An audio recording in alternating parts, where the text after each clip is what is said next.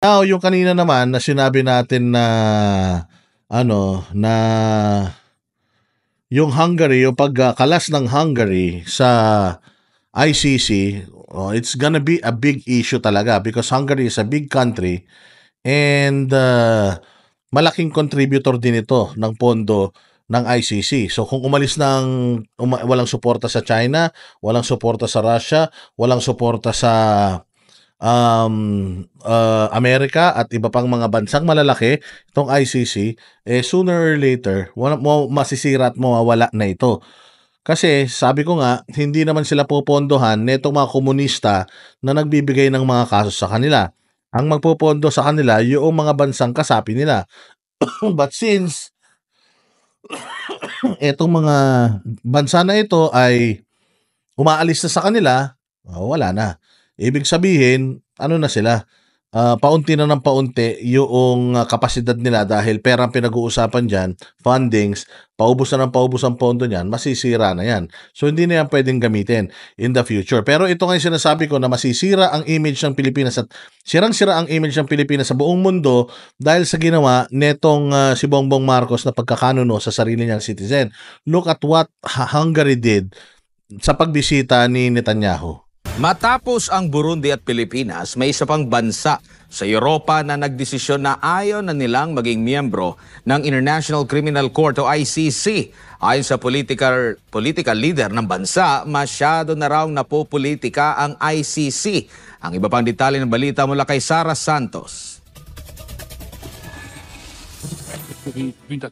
Sa isang press conference kasama si Israeli Prime Minister Benjamin Netanyahu nitong Huwebes, inanunsyo ni Hungarian Prime Minister Viktor Orban na kumalas na ang Hungary sa International Criminal Court o ICC.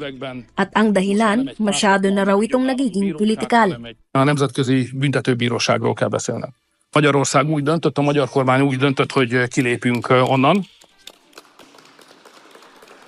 Meggyőződésünké vált, hogy ez egy politikai bírósággá alakult. Tehát az elmúlt években ez most már nem egy párt. Alam nyo, ganyan kagaling si PRD. For the past decade, si PRD yung isa sa mga pinakamaingay na umalis sa ICC and the rest followed. The rest, tingnan mo, anong ginawa ng ICC sa Pilipinas? They corrupted the Philippines. In what sense? Binuyo nila itong administrasyon indirectly na if you want to eliminate itong mga Duterte, which is your political rival, ICC is the key. So they weaponized yung ICC para gamitin sa mga Duterte. Kaya itong mga si Duterte, naramdaman niya na ito noon, na itong ICC na to is just is a legitimate political harasser. Umalis siya. So ang daming nagulat doon sa pag-alis niya. And eto na, sumusunod na ngayon yung ibang mga bansa sa pag-alis ni PRD. So ang impact nitong paghuli talaga kay PRD, nitong ICC at ng politika sa Pilipinas is worldwide. Nakita ng ibang mga bansa na delikado pala talaga tong ICC.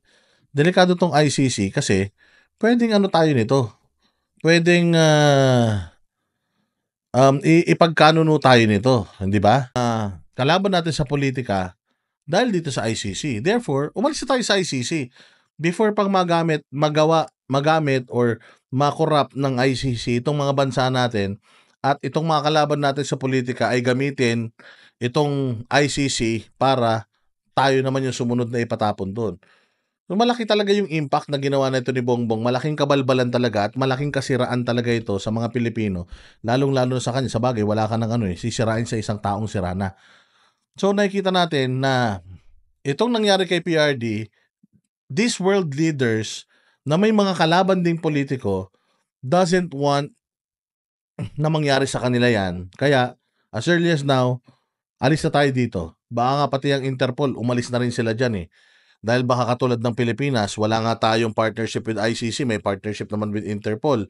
So sa Interpol tayo nag-adhere, pero sa ICC pa rin naman ang nakinabang, which is part ng pambubudol nila. So ang laki talaga ng impact ni Pangulong Duterte at nagsusunuran na rin yung ibang malalaking mga bansa sa desisyon na umalis na talaga sa ICC. So sooner or later, mamamatay itong ICC na ito. Sooner or later, si Pangulong Duterte may babalik talaga dito sa atin sa Pilipinas. Kita nyo, gano'n tayo ka-backwards?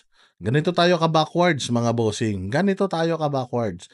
Etong mga kumag na mga makakaliwa, backwards yung mga yan eh. Tingnan mo, gustong-gusto nilang bumalik tayo sa ICC habang yung mga malalaking bansa nagda-divest na sa ICC. Ayaw na, umaalis na. Dahil nga, according to them, politika lang to. So, ba't nandiyan ngayon si Pangulong Duterte? It's because also of politics. Mas lalong naging klaro sa ibang bansa na itong ICC ay moro-moro lang at politika lang dahil nga kay PRRD.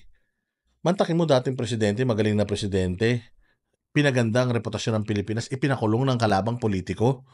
O di ibig sabihin, politika lang. At rumaride itong ICC sa isyong politikal ng mga bansa na yan. Sirang-sira talaga ang ICC. So bakit tuwan-tuwa pa rin tayo dito sa ICC? Yung ibang mga bansang malalaki ayaw na nila sa ICC tapos tayo gustong-gusto pa natin. It's because we are being governed by people full of politics. Itong mga putang inang mga CPP, NPA, NDF, mga rebelde, mga buwaka ng inanto, yan ang nagpapatakbo sa bayang Pilipinas. Kaya nagkaroon ng kapangyarihan ng ICC over us. Again, we are a sovereign country. We have rules. We have the Constitution. We have laws. And ang law natin is dominant. Mas malakas kaysa sa Rome Statute na yan o kahit ano pang mga konstitusyon sa buong mundo. Pinakamalakas yung atin kung gagamitin dito sa bayan natin. So dapat hindi talaga tayo nagpapasailalim sa kahit na si inong foreign entity. Also, one of the reasons why we are fighting for the South China Sea, dapat ganun din katindi ang resistance natin kapag meron ng mga ibang lahi na gustong pumasok sa atin at makialam sa estadong politikal natin dito sa bayang Pilipinas. Klaro, yung presidente ng Hungary na yan, magkakaroon niya ng kaso sa ICC. Magkakaroon niya ng warrant of arrest. Tingnan ninyo. And again, that will be a complete downfall para sa kanila kapag ginawa nila yan. Because patutunayan lang nila na talagang ball politics tong bullshit na ICC na to.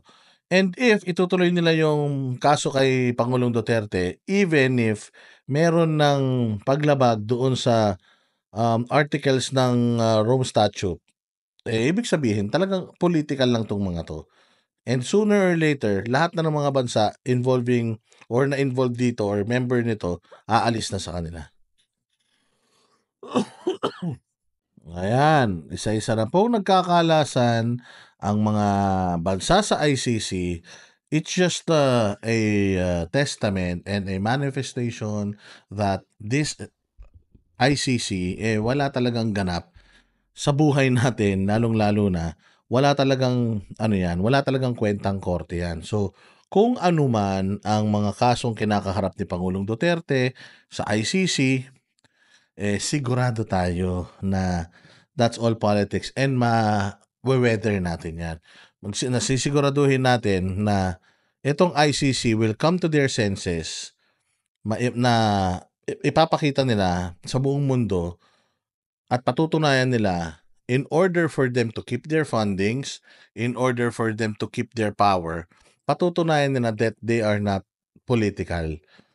And since what happened to Pangulong Duterte is political, madidismiss ang kaso ni Pangulong Duterte na yan earlier than expected, mapapabalik siya sa Pilipinas at sampal yan sa pagmumukha ng lahat ng mga nagkatsabahan para traidorin ang bayang Pilipinas. And the day of reckoning will come at lahat nitong mga tao na to, which we all have a list, sisingilin natin. Sisingilin natin ang lahat ng ito.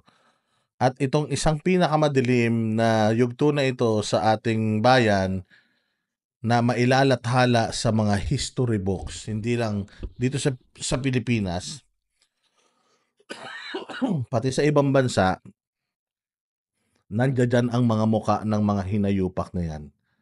Maaring sa ngayon, kumikita kayo, maaring sa ngayon, masaya kayo, maaring sa ngayon, you are benefiting from it. Power is not forever. Mawawala din kayo dyan, and by then, pag siningil na kayo, unang-una ng taong bayan, and kung makalusot man kayo, at langit na ang sumingil sa inyo, sigurado ako na kahit magsisi kayo, huli na ang lahat. So ipagpatuloy lang natin ang laban, ipakita natin sa buong mundo how much we resist to be part of this scam. Hindi po tayo part netong blunder na ito, hindi po tayo part netong corruption na ito. Let us resist. Let us use all our powers to tell this government how disgusted we are, to tell this government na enough is enough, at yung totoong never again starts now. Kami ang boses ng masa, hindi natatakot. Katotohanan lang, di kami nalulunod. Walang bahid ng sismis, lahat ay totoo. Kahit sino ka pa, pag mali ka babanatan ka. Walang pinipiling kulay, wala kaming kinikilingan. Basta para sa bayan, kami lalaban. Pagdama palakpakan, pag mali banatan. Di matitinag, di matatakot, para sa bayan tuloy ang sigaw.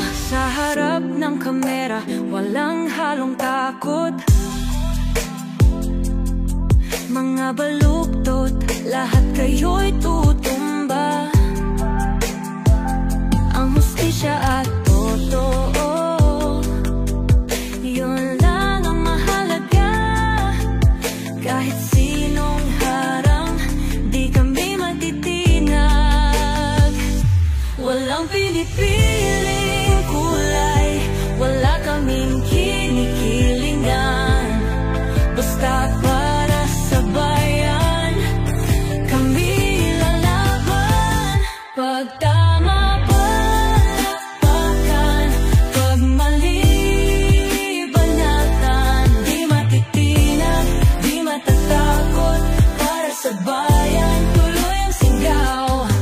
Kung nasa tama ka, ikaw ay aming kasama. Pero pag mali ka, handa ka na bang mabasag? Banateros kami, walang inuunan.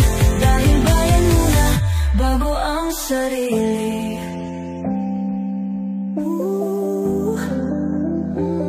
Bago ang sarili.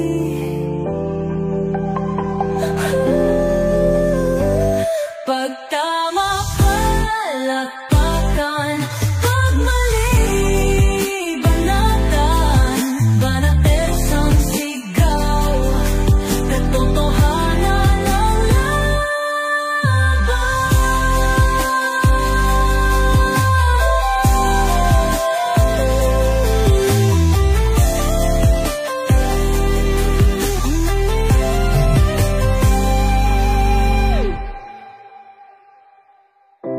Sa harap ng kamera, walang halong takot.